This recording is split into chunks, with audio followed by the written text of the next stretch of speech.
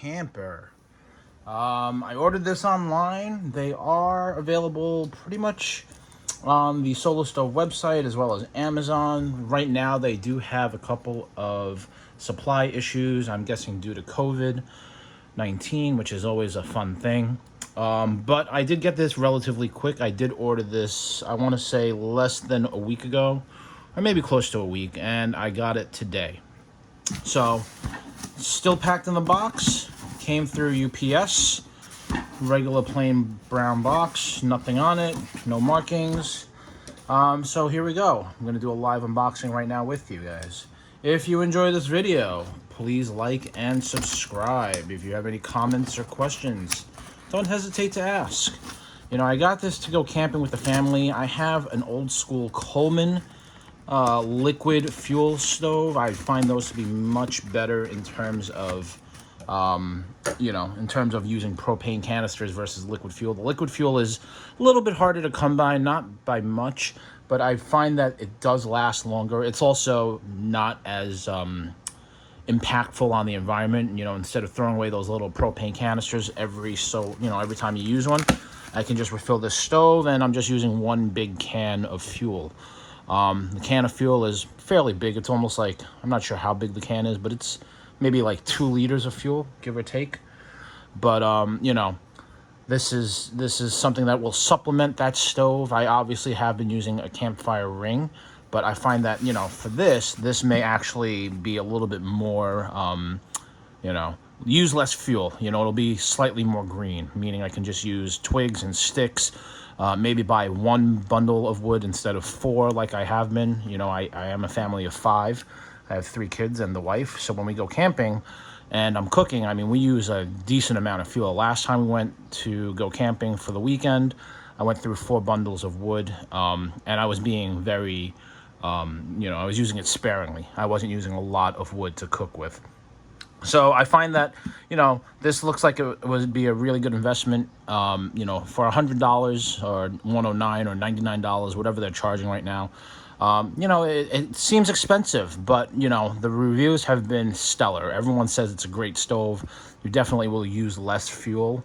So let's see what we have. Let's take a look. So right off the bat, we have a box within a box. Solostove. Let's get this bad boy out of here. And it is very compact in size. It is not very big. I wasn't expecting it to be big. They say it's about the size of a paint can. I'm going to say it's slightly smaller than a paint can. This is, maybe about, 9 inches tall.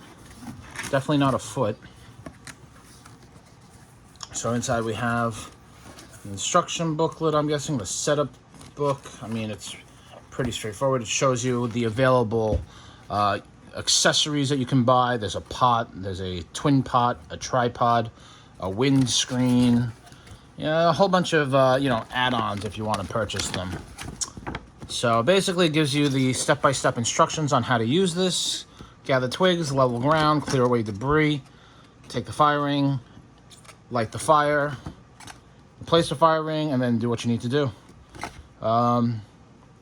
Switch up your fuel, use dry wood, search for hardwoods. Yeah, very basic guide on how to use your Solostove. It's a fire pit in a box, So inside we have our Solostove. It's in like this plasticky nylon bag. Nothing else in the box. The box is empty. We'll leave that there. We'll throw the instructions inside. And you get, I guess it's a sticker. Get a sticker. I guess, if you're a hardcore camper, you can throw that on your, your camping gear or the back of your car if you want. Solostove perks, adventure perks. And let's take a quick look at this Solostove while I have you guys and I have your attention. And we'll be doing more camping videos as the weather cools down, because July and camping is miserable. Take my advice, don't go camping in July. Not unless it's like Vancouver or like somewhere north, like the Yukon or the Arctic Circle. Humidity and heat in a tent, especially a 4-season tent, is not fun. All right, it's like a sauna. So, some constructive advice. So right off the bat, I'm looking at the quality. It's got this brushed stainless steel look. It is stainless steel. It is very heavy gauge stainless steel as well. You know, you've got the ring, the air holes. This is where the gasification occurs. Cold air goes in through here, up, gets heated, comes out through these little vent holes right here, and it continues. It's called gasification. It does a second burn. It'll take that smoke and it'll burn it and create a more intense flame. With the more intense flame, you have to figure that you will be going through fuel faster, but you'll be using less fuel to do what you need to do, because the heat is all concentrated and goes straight up instead of radiating out and being lost to the environment. So this is a really nice way. This is it's basically a rocket stove. That's the best way I would describe it. You know, it's a fancy rocket stove. So, you know, this will just help concentrate it even more with the funneling effect right up here where the chamber is. Your pot would go on top of here. And, yeah, you know, you could definitely cook with this. This will not fit one of those stainless steel cups. It's definitely too big for it, I can tell already. But, you know, if you have a small frying pan, if you have small pots, if you have one of those camper teapots, that'll fit on there as well. But it's a really nice looking stove, you know, $100. You know, I'm still on the fence about the price, but you're getting a top quality made product. Where is this thing made? That's the other question I have. Made in China. So, you know, listen, everything is made somewhere where it's less expensive to produce.